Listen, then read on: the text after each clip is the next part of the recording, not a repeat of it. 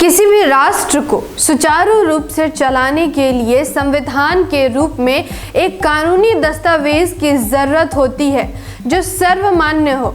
लेकिन इस देश के लोग इतने अभागे हैं कि विश्व का सबसे बेहतर संविधान होते हुए भी वो पूर्ण रूप से लागू नहीं है और लोग आज भी अपने अधिकारों से वंचित होने के कारण मजबूरी के नाम से अन्याय को सह रहे हैं। मैं आकृति कुमारी MBN न्यूज़ नेटवर्क में आपका स्वागत करती हूँ। भारत के संविधान का प्रचार प्रसार व इसकी रक्षा करना सर्वोच्च न्यायालय का परम कर्तव्य है।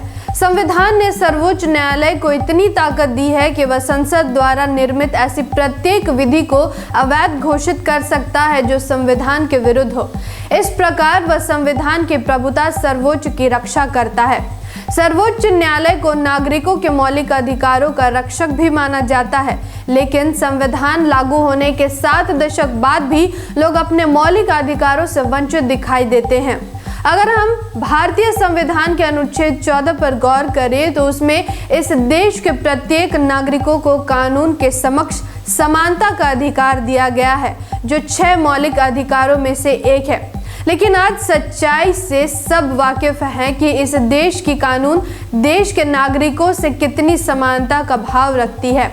कानून को जनता की सेवा और अमन शांति के लिए सेवा में लगाया जाता है, लेकिन यहाँ स्वयं कानून ही जनता के विरोधी बन मैदान में उतरती रहती है। इसका ताज़ा उदाहरण ओडिशा के जगत सिंहपुर के ग्रामीण इलाके ढिंकिया में ग्रामीणों और पुलिस के बीच हुई हिंसक झड़प है। ओडिशा हाई कोर्ट में दायर याचिका में कहा गया है कि ग्रामीणों और पुलिस के बीच बीते 14 जनवरी को हुई हिंसक झड़प के बाद से जगत सिंहपुर जिले के ढिंकिया गांव के लोगों का सामान्य जीवन पूरी तरह प्रभावित हुआ है।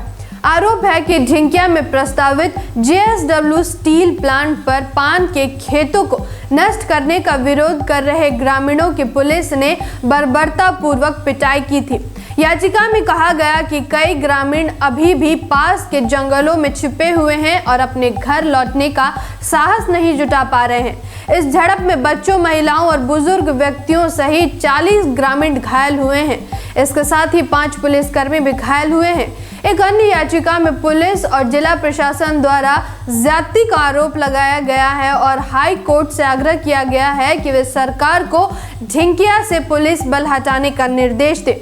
याचिकाकर्ताओं पर ध्यान देते हुए अदालत ने राज्य सरकार से सुनिश्चित करने को कहा कि ग्रामीणों को राशन और दवाइयों जैसी जरूरी सामानों को इकट्ठा करने के लिए क्षेत्र में आवाजाही की मंजूरी दी जाए। जस्टिस S मुरलीधर की अध्यक्षता में पीठ ने याचिकाकर्ताओं के अधिवक्ताओं की दलील सुनने के बाद कहा, स्थानीय पुलिस द्वारा किसी भी रूप में की जा रही ज्यादती, बर्बरता और क्रूरता को तुरंत रोका जाना चाहिए। वर्तमान में और पहले भी ऐसी घटनाएं सामने आते रही है। ये दर्शाती है कि किस तरह यहाँ के लोग अपने संविधान और उसमें वर्णित मौलिक अधिकारों से वंचित है। अगर प्रारंभ से ही इस देश की सरकारें और अदालत संविधान और उसमें वर्णित अधिकारों को देश में सही रूप से प्रचार प्रसार करती तो शायद आज ये चीज़ें सामने नहीं आती। लेकिन बामसेफ और इसके ऑफशूट विंग्स जैसे मूल निवासी संघ, मूल निवासी विद्यार्थी संघ आदि के माध्यम से शहर से लेकर ग्रामीण इलाकों में संविधान का प्रचार प्रसार कर रही है।